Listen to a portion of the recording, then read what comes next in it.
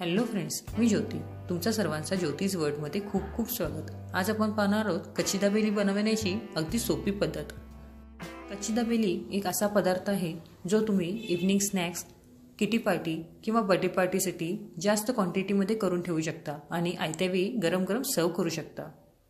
मग रेसिपी पाहण्यासाठी सबस्क्राईब करा आणि बेल आयकॉन प्रेस करा, जेणेकरून माझा व्हिडिओ प्रथम तुमच्यापर्यंत पोहोचेल. आता प्रथम आपण कच्ची दाबेलीचं स्टफिंग तयार करूया. त्यासाठी एका कुकरमध्ये अर्धा लिटर पाणीमध्ये 1 किलो बटाटे घाला आणि 4 शिट्या करून घ्या. 1 किलो बटाट्याच्या सारणपासून तुम्ही 30 ते 35 कच्ची दाबेली तयार करू शकता. मग कुकरच्या 4 शिट्या झाल्या की गॅस बंद करा आणि वाफ केल्यानंतर बटाटे बाजूला काढून त्याचे साल काढून घ्या. बटाटा छान उकडला गेला आहे, त्यामुळं साल ही अगदी व्यवस्थित निघते आहे. आता याप्रमाणे सर्व बटाट्यांचे साल काढून घ्या आणि मग ते स्मॅश करून घ्या. स्मॅश करताना गुठळे राहणार नाहीत याची काळजी घ्या. याप्रमाणे सर्व बटाटे स्मॅश करून घ्या आणि बाजूला ठेवून द्या. आता आपण फोडणीची तयारी करूया. फोडणीसाठी मला लागणार आहे 1 बाउल बारीक चिरलेला कांदा, त्यानंतर 8-10 हिरवी मिरची, 8-10 लसूणच्या पाकळ्या, 7-8 आल्याचे तुकडे मिक्सरमध्ये बारीक करून घ्या. आता आपण फोडणीची तयारी करूया. फोडणीसाठी 2 चमचे तेल गरम करून घ्या आणि त्यामध्ये अर्धा चमचा मोहरी घाला. मोहरी छान तडकली की त्यामध्ये अर्धा चमचा हिंग घालायचा आहे. आता गॅस मोठ्या आचेवर ठेवून आपण बारीक चिरून ठेवलेला कांदा 1 बाउल तो घालायचा आहे. आता कांदा जास्त न भाजता त्यामध्ये हिरव्या मिरचीचं पेस्ट जे आपण तयार करून ठेवलं होतं ते घालायचं आहे.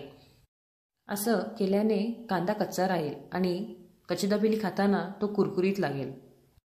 आता गॅस बारीक आचेवर ठेवून कांदा आणि हिरवी मिरची पेस्ट दोन्ही परतून घ्या आणि त्यामध्ये साधारण पाव चमचा हळद घाला. हळदीमध्ये खूप सारे औषधी गुण आहेत, त्यामुळं प्रत्येक पदार्थामध्ये आवर्जून वापरा आणि हळद घातल्यामुळं छान रंगही येतो. मग हे छान परतून झाल्यानंतर त्यामध्ये तुमच्या चवीप्रमाणे मीठ घाला. मी इथे साधारण अर्धा चमचा मीठ घातला आहे. त्यानंतर 1 चमचा काळा मसाला घालायचा आहे. काळ्या मसाल्याची लिंक मी डिस्क्रिप्शन बॉक्समध्ये दिली आहे. त्यानंतर 1 चमचा लाल तिखट पावडर घाला आणि गॅस मोठ्या आचेवर ठेवून व्यवस्थित परतून घ्या. मग त्यामध्ये 1 मोठा चमचा कच्ची दाबेलीचा मसाला घालायचा आहे. कच्ची दाबेलीचा मसाला तुम्हाला कुठल्याही डिपार्टमेंटल स्टोअरमध्ये मिळू शकतो. आता गॅस बारीक आचेवर ठेवून हे सर्व जिन्नस व्यवस्थित मिसळून परतून घ्या आणि आपण स्मॅश करून ठेवलेला बटाटा घाला. आता हे सर्व जिन्नस व्यवस्थित एकजीव करून घ्या आणि तुम्हाला हवं असेल तर तुम्ही त्यामध्ये धनाजिरू पावडरही घालू शकता. पण कच्ची दाबेलीच्या मसाल्यामध्ये हे सर्व पदार्थ घातलेले असतात, त्यामुळं परत वरून घालण्याची आवश्यकता नसते. त्यानंतर त्यामध्ये बारीक चिरलेली कोथिंबीर घाला आणि झाकण लावून 1 वाफ काढा. तुम्ही पाहू शकता आता आपली सारण पूर्णपणे तयार आहे आणि कलरही खूप छान आला आहे. त्यानंतर त्यावर थोडी बारीक चिरलेली कोथिंबीर घाला आणि बाजूला ठेवून द्या. त्यानंतर आपल्याला शेंगदाणे थोड्या तेलावर तासून घ्यायचे आहेत. इथे मी 1 मोठा बाउल भाजके शेंगदाणे घेतलेले आहेत. आता एक छोटं फ्राय पॅन घ्या. त्यामध्ये 1 चमचा तेल घाला. तेल छान तापलं की त्यामध्ये 1 बाउल शेंगदाणे घाला आणि छान कडक तासून घ्या, म्हणजे कच्ची दाबेलीमध्ये ते कुरकुरीत छान लागतील.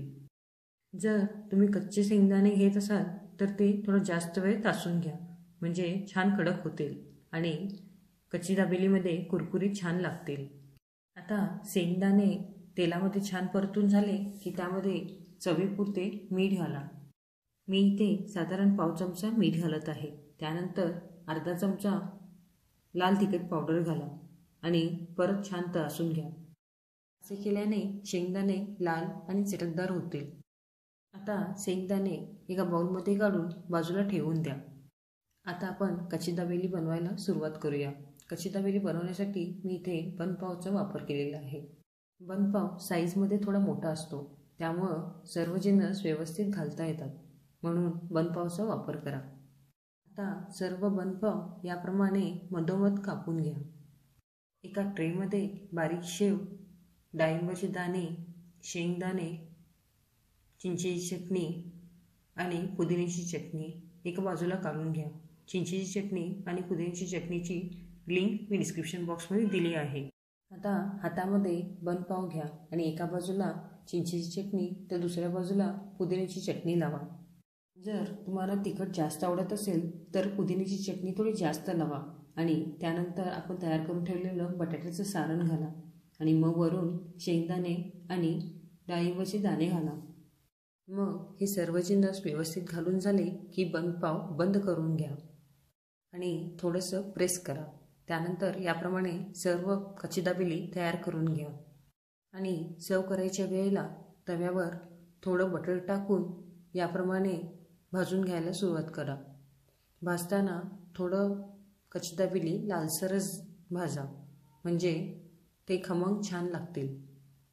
किंवा तुम्हाला ऐन वेळेला भाजून घ्यायला जमत नसेल तर तुम्ही याप्रमाणे भाजून ओव्हनमध्ये गरम करूनही देऊ शकता. कच्ची दाबेली तुम्ही घरातच तयार केली तर ती जास्त हायजेनिकही होतील आणि तुम्हाला आवडेल तसे कमी जास्त प्रमाणात तिखट करू शकता.